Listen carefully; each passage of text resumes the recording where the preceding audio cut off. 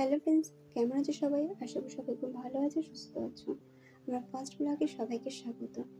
সকাল সকাল আমি আর আমার ননদ বেরিয়ে পড়েছি বারাসাত যাওয়ার উদ্দেশ্যে।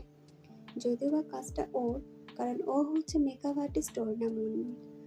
একটা রাইস সেরেমনি পার্টিতে একটা ক্লায়েন্টের উপরে পার্টি লুক ক্রিয়েট করার আছে, তো তার কারণে দুটো ভারী ভারী মেকআপের ব্যাগ ও একা ক্যারি করতে পারবে না, ওর সাথে তো কাউকে অবশ্যই দরকার। তো সেই কারণে ও বললো যে তুমি চলো, তুমি গেলে আমার খুব মজা লাগবে। হ্যাঁ, তো সেই কারণে ও আমাকে সাথে করে নিয়ে এসেছিলো। আর আমরা দুজনে যেখানেই যাই খুবই মজা করি, যার কারণে আমার ওর সাথে যেতে কোনো অসুবিধা হয়নি। তো যাই হোক, সকাল সকাল বেরিয়ে পড়েছি। আমার বাড়িটা রোডের একদম পাশে, যার কারণে রিক্সা তাড়াতাড়ি পেয়ে গিয়েছিলাম। তো রিক্সা করে স্টেশনের দিকে গেলাম। স্টেশনে যেতে আমাদের মাত্র 4 থেকে 5 মিনিট সময় লেগেছিলো, কারণ আমার স্টেশনের কাছেই বাড়ি, খুব একটা দূরে না। যদিও বা ভারী ভারী ব্যাগের জন্য আমাদের টোটো ধরতে হয়েছিল। তো আমরা রীতিমতো ওখানে গিয়ে ট্রেনও পেয়ে গেছি, আমাদেরকে বেশিক্ষণ ওয়েট করতে হয়নি। কিন্তু ট্রেনের মধ্যে উঠে এতটাই ভিড় দেখেছিলাম যে আমরা একটা বসারও পর্যন্ত জায়গা পাইনি। তো ট্রেনের মধ্যে ও দেখো এই এত গরমের মধ্যে ও টাইপিং করছে। তো এখানে একটা দুর্ঘটনা ঘটে গেছিলো যে সোনারপুর থেকে ট্রেন ছাড়ার সময় একজন রানিং ট্রেনে উঠতে চেয়েছিল, কিন্তু সে উঠতে না পারার কারণে স্টেশনে পড়ে গেছে। তো এই কথাটা আমি যখনই শুনেছিলাম, তো আমরা খুবই খারাপ লেগেছিলো, আমাদের খুব ভয়ও পেয়ে গেছিলাম। তো যাই হোক, শিয়ালদাতে পৌঁছে গেলাম। শিয়ালদাতে পৌঁছিয়ে আমরা বনগা লোকালটা খুব তাড়াতাড়ি পেয়ে গেছি, আমাদের বেশিক্ষণ সময় লাগেনি বসে থাকতে। তো বনগা লোকালে উঠে আমরা রীতিমতো বসার জায়গা পেয়েছিলাম, কারণ ট্রেনটা খুবই খালি ছিল। ও তো কাজের মাসিদের সাথে খুবই গল্প করতে ব্যস্ত হয়ে গেছে। ও এটাই বলছিল যে এই ট্রেনটা কতক্ষণ সময় লাগবে যেতে। তো 1 ঘন্টা শুনে ওর তো মাথায় হাত। রীতিমতো এখানে দমদমে ট্রেন এসে দাঁড়িয়ে আছে, অলরেডি 15 মিনিট হয়ে গেছে। তো আমরা জানি না কখন পৌঁছাবো। তো 2টোর মধ্যে আমাদের ক্লায়েন্টের বাড়িতে পৌঁছানোর কথা। তো 2 নম্বর স্টেশন থেকে নেমে, ট্রেনে থেকে 2 নম্বর স্টেশনে নামলাম। নেমে ওখান থেকে আবার ব্রিজটা পার হয়ে 4 নম্বর এসে নামলাম। তো 4 নম্বর এসে নেমে আগে থেকে একটা রিক্সা ধরে ক্লায়েন্টের বাড়িতে পৌঁছাতে হবে। কিন্তু ও বললো যে তার আগে একটা কোল্ড ড্রিঙ্কস খাবে, কারণ এত গরম পড়েছে আর এত দূর দিয়ে এসে আমাদের শরীর আর চলছিল না।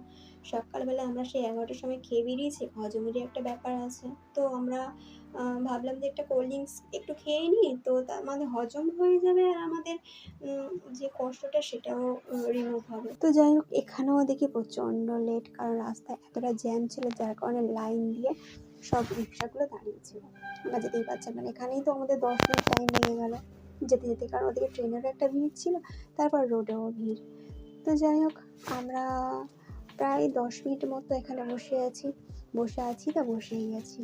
10 মিনিট পরে আলটিমেট ছাড়লো, তারপরে ক্লায়েন্টের বাড়ি থেকে গেলাম। তো ক্লায়েন্টের বাড়িতে ঢোকার আগে ও গেট দিয়ে আবার উঁকি মেরে দেখছে যে আমি আসছি কিনা। তো যাই হোক, আমি ওর পিছন পিছন চলে আসলাম। তো সিঁড়ি দিয়ে, বুঝতেই পারছো, এত দুটো ভারী ভারী ব্যাগ নিয়ে এই সিঁড়ি দিয়ে দোতলায় ওঠা খুবই চাপের। তো যাই হোক, আমরা আলটিমেট উঠেই পড়লাম, কারণ আমাদের তো পৌঁছাতে হবে।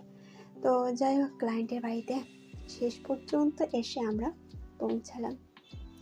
তো রাস্তা দিয়ে আস্তে আস্তে ভাবছিলাম যে ওনার বাড়িতে কি এসি আছে, যদি একটু থাকে তো খুবই আরাম। যাই হোক, চলে এসেছি। এসে তো ওর মতো বসে পড়লো, আমি আমার মতো বসে পড়লাম। শেষ পর্যন্ত এসে দেখে খুবই খুশি হলাম যে এনার বাড়িতে এসি আছে। যাক, এই যে বাচ্চাটা, এই পুচকুটার আজকে রাইস সেরেমনি আছে। আমাদেরকে গ্লুকন্ডির জল দিয়েছিল খেতে। ও একটা খাচ্ছিল, আমাকে একটা খেতে দিল। এদিকে দেখো, ও আমাকে একটু ঢেলে দেওয়ার চেষ্টা করছিল, কারণ ও বলছিল যে আমি এতটা জল খেতে পারবো না।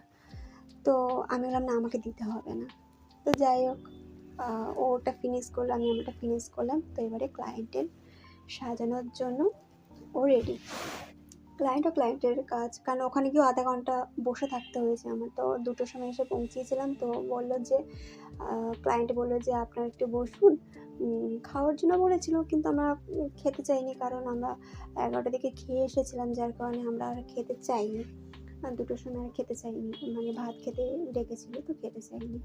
তো ওর আধা ঘন্টা পরে ক্লায়েন্ট ফ্রি হয়ে চলে আসলো, এসে বললো যে আমি এখন ফ্রি আছি। তো এবারে সাজানোটা স্টার্ট করে দিল ও। তো দেখুন, এই ক্লায়েন্টের উপরে আজকে পার্টি লুক ক্রিয়েট করা হবে। যদিও বা সাজাচ্ছে ও, আমি শুধু জাস্ট একটু হেল্প করে দিচ্ছি, আমার কোনো অবদান নেই এখানে সেরকম একটা।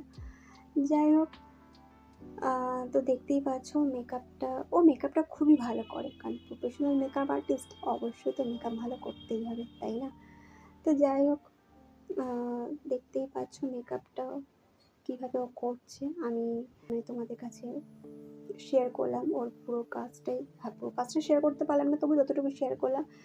তো যাই হোক, শেষ পর্যন্ত ক্লায়েন্ট পুরো রেডি, যদিও বা অনেকটা টাইম লেগে গেছিলো।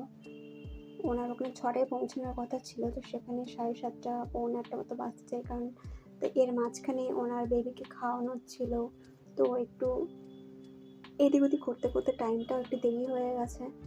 তো হেয়ারটা যদি বা ও পুরোটাই করেছে, আমি পিছনে একটু কার্ল করে দিচ্ছিলাম, কারণ একদম হাতে সময় ছিল না, ক্লায়েন্টের খুবই তাড়া ছিল। তো রেডি করতে তো একটু সময় লাগে, তাই না? তো পিছনের কার্লটা মানে এই হেয়ারটা আমি করেছিলাম, সামনের সম্পূর্ণটা ওই করেছিল, কারণ হচ্ছে আর্টিস্ট বলে কথা। তো যাই হোক, রাত 8টার দিকে কাজ শেষ করে আবার ফিরলাম বাড়ির দিকে, রওনা দিলাম। রাস্তায় বেরিয়ে আসলাম, আস্তে আস্তে একটু ভিডিও করলাম। যাই হোক, একটা ভ্যানে, এখানে তো কোনো রিক্সা পাচ্ছিলাম না, কোনো রিক্সায় আসছিল না স্টেশনের দিকে, তাই একটা ভ্যান পেয়ে গিয়েছিলাম। ভ্যানে করে আমি আরও উঠে পড়লাম পিছনের দিকে, সামনে তো জায়গা হলো না, পিছনেই বসলাম। স্টেশনের দিকে যাচ্ছি আর ভাবছি, সকাল দিয়ে তো কিছুই খাইনি, সে 11টার সময় খেয়ে বেরিয়েছিলাম, আর মাঝখানে পেটে কিচ্ছু পড়েনি। তো কোথাও একটা দোকান, ভালো দোকান, মানে যে খাবারটা একটু হেলদি টাইপের, সারাদিন না খাওয়ার পরে পেটে গেলে যেটা সহ্য হবে আর কি। আমাদের দুজনের পেট তো খুবই ভালো, যা খাই সহ্য হয় না, তাই সহ্য হওয়ার মতো খাবারের জন্য একটা দোকান খুঁজছিলাম, পেলাম না। যাই হোক, স্টেশনের দিকে রওনা দিলাম, কারণ রীতিমতো দেখি টাইম হয়ে গেছে, আর মাত্র 5 মিনিট বাকি রয়েছে হাতে ট্রেন আসার। তো আজকে ভিডিওটা ছিল এই পর্যন্তই, দেখা হবে পরের ভিডিওতে।